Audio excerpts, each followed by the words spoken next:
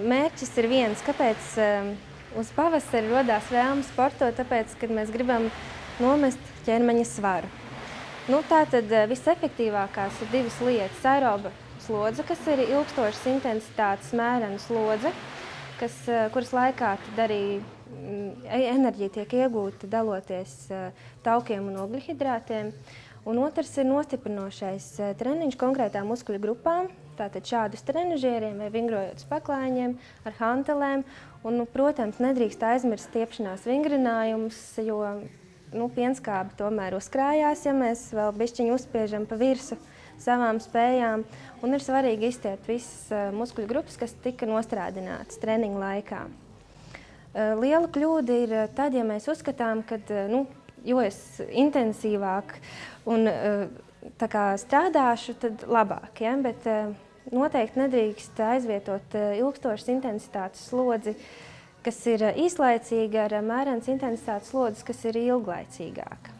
Būtībā, protams, arī svarīgi sekot līdzi tam pulsam, ko daudzi nedara. Tāpēc pirmajās nodarbībās noteikti svarīgi, kad fizioterapeits ir klāt vai sporta zālēs tas ir treneris, kurš tad arī atbilstoši individuālajiem rādītājiem, vecumam, veselības stāvoklim, svarām, tad izvērtē to slodzi, kas ir pienācīga, kas ir derīga, un tad arī sekojam pulsam. Maksimālo pulsu nosaka pēc formulas 220 mīnus vecums gados. Tas ir slodzes laikā maksimālais pieļaujamais pulss. Bet aerobas slodzes laikā ir svarīgi izmantot 60 līdz 80% no šī maksimālā pulsa. To tad arī mēram ar pulsometru un sekojam slodzes laikā līdzi. Šis ir trenažieris ar ūdens pretestību, kas ir labvēlīga slodze gan muskuļiem, gan locītavām. Šeit ir arī muguras balsts. Ja mums mugura balstās, tad kakls ir atbrīvots. Un ja kakls ir brīvs, tad mēs varam baudīt to, ka mēs nodarbojamies ar sportu.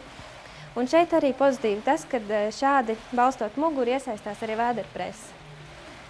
Un šis ir ļoti piemērots iesildīšanās veids pirms treniņiem. Tās galvenās kļūdas, kas tiek pieļautas, ir tas, ka mēs pārāk forsējam ar slodzi. Mēs domājam, ka vajag intensīvi, kārtīgi, bet īslaicīgi. Tas ir nepareizi. Otrs ir nesakojam līdzi pulsam, jo, ja pulss ir pārāk augsts, mēs zaudējam efektu, mēs zaudējam to mērķi, kāpēc mēs atnākam trenēties, bet, ja pulss ir zemāks, tad loģiski mēs neuzlabojam savas fiziskās darbspējas. Trešais ir tas, ka mēs aizmirstam par iesildīšanos un atsildīšanos, kas ir ārkārtīgi svarīgi, lai sagatavotu sirdsdarbību treniņam.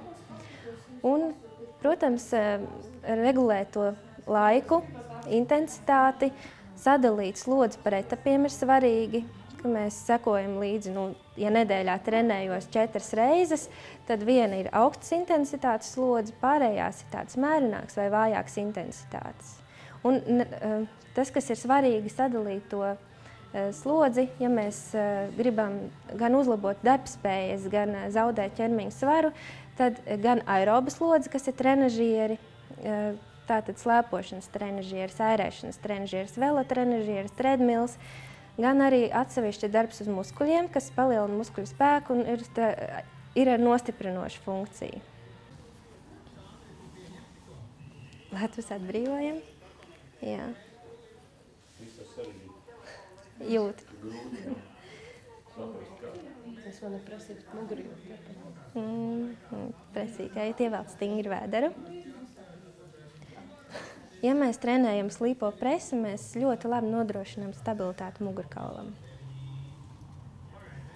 Balanss starp aerobo slodzi un muskuļu treniņu ir ārkārtīgi svarīgs.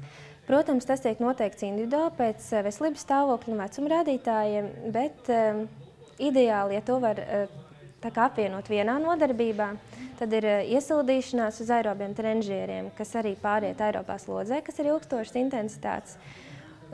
Un pēc tam ir muskuļu treniņš.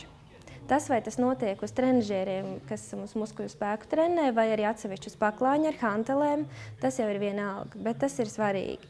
Ja to var apvienot, tas ir ideāli, ja to nevar apvienot, tad reizi nedēļā strādājam uz aerobo slodzi un reizi nedēļā uz spēku vingrinājumiem. Protams, jo jaunāks cilvēks, jo vairāk mēs varam atļauties šos treniņus. Ķeramies ar rokām šeit iekšā, kājas mums ir stabili balstā. Muguriņas spiedz, cik nu var klāt, un tagad liecies uz priekšu, ar rokām palīdz. Tik velcies uz leju un atpakaļ. Bet kaklu nesasprindziņi. Ja?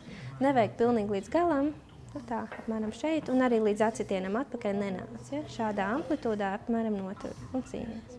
Ir svarīgi, ka mēs esam gatavi tai slodzei, ko mēs saņemam, mums jābūt nostiprinātai dziļai muskultūrai, jo citādi lēkājot mēs jau varam sagādāt sev citas nepatikšanas.